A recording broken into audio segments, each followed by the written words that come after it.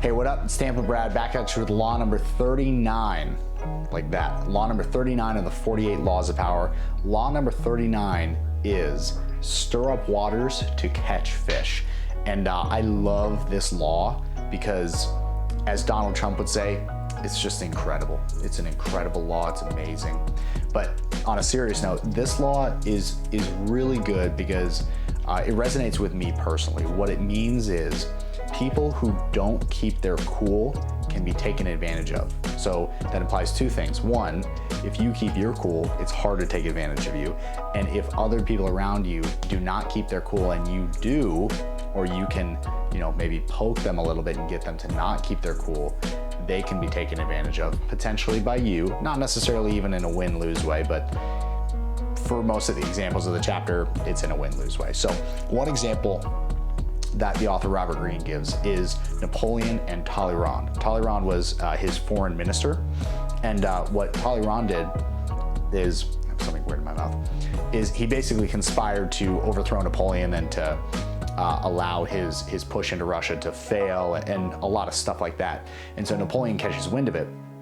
So he holds court back in France, and he has Talleyrand and a couple of his other high cabinet officials there, and he's telling him basically to his face in an innuendo way. He's saying, people are committing treason, people are conspiring to commit treason to overthrow me, blah, blah, blah. And Talleyrand is just keeping his cool. And Napoleon loses his mind. He loses his shit. He starts yelling and screaming at Talleyrand, and it does not go well. Talleyrand is not fazed at all the whole time. He just acts calm and a little amused and a little confused. And Napoleon leaves the room. And Talleyrand, when he leaves, says, "That gentleman used to be the most powerful man in France." I might have even said in the world.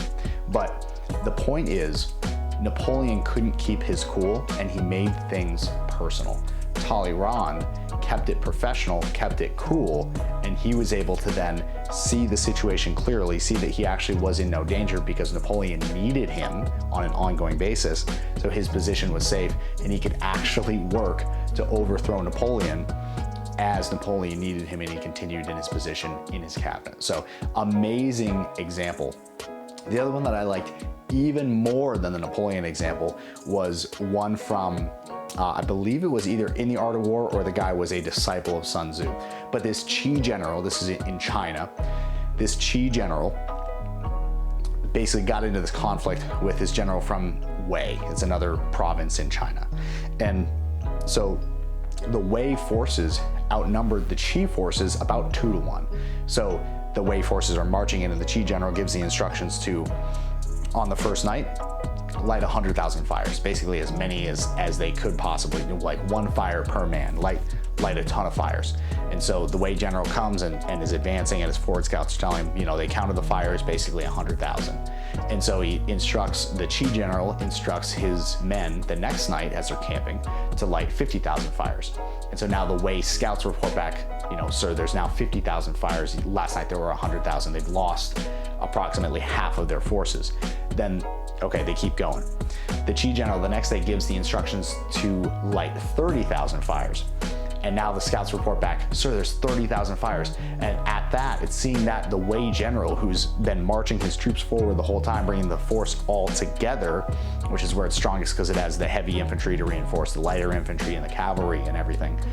He then gets really excited and he says, I knew the men of Qi were cowards. And so he takes a detachment of light infantry and charges forward to attack the Qi fighting force that was now diminished down to 30,000 or less, he thought. And so they retreat because his force is now bigger and they're chasing him. And so they retreat into this canyon, and in the excitement of being able to just easily defeat this small force and end the war just like that, the Wei general keeps going into this basically valley, and the Qi forces come out and they surround him, basically decimate him, kill the general, and then they're able to move forward, and without leadership, the rest of the forces of Wei were very easily dispatched, and the Qi general wound up winning because he knew that if he got the Wei general overexcited and got him to overcommit, that would be his undoing.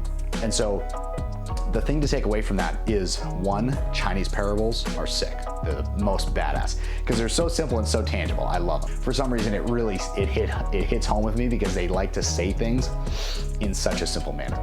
But beyond that, staying centered is it's a very valuable trait, I'll put it that way. It should be sought after. And people who can easily be knocked off of their center and be made to overcommit, it makes them vulnerable. It's as if you think of Charlie Brown, if you're watching, you've probably seen or heard of Charlie Brown. In the early Charlie Brown cartoons, he had this friend, what was her name? Do you remember the girl's name that had the football? There was this girl, I think her name was Susie or something like that, and she had this football, and Charlie Brown always wanted to kick the football. And so Susie would set the football up. I think it might have even been in the introduction.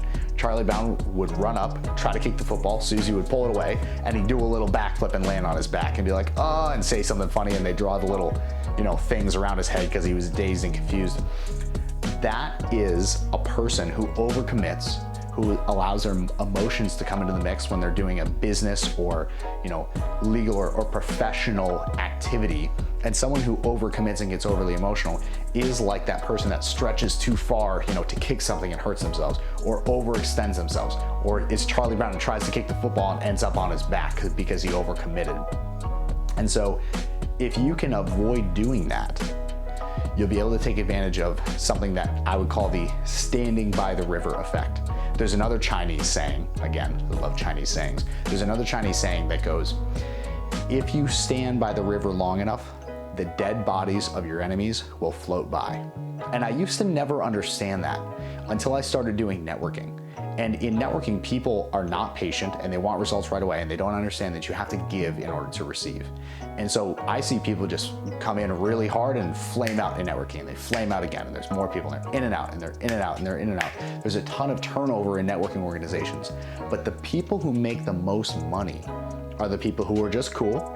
They consistently give, they consistently build relationships, and they just stick in. They just are able to wait and be patient, and they stand by the river, and eventually the people who would have been their enemies, the corpses of, in this case, their businesses, just float by. You just see other businesses going out of business, one after another, after another. Or if they're not going out of business, you continue to grow while they continue to basically fight over the scraps, and you level up, they stay at the same level. That comes from consistency, and consistency is only possible if you don't get stirred up. So I would take this law as a warning.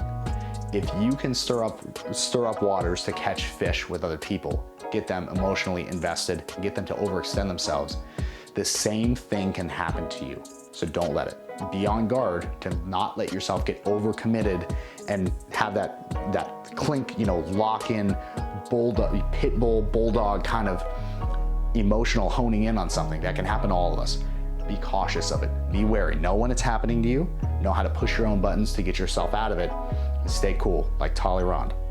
The amused statesman's pose is something you need to master. That's the affect with which you need to meet things that would normally get you emotionally heated. Remember that. The amused statesman's pose, with a little bit of confusion in there too, because you're not quite sure what they're talking about. So with that said, I hope this video brought you a ton of value. I love this law. It's a really, really good one. We've got, let's see, this is 39. We've got basically 9 more. 40, 41. Yep, 9 more. 9 more laws, and we're done with the 48 laws of power. There are some disgustingly useful laws in the last 9. Law number 40 is actually my favorite law out of all of the 48.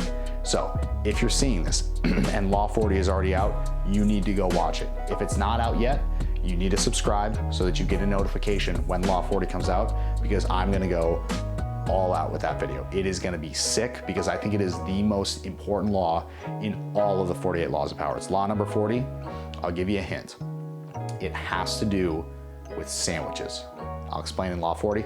Thank you for watching. I appreciate your attention. I'll see you in the next one. Follow me on Instagram @TampaBrad. Peace.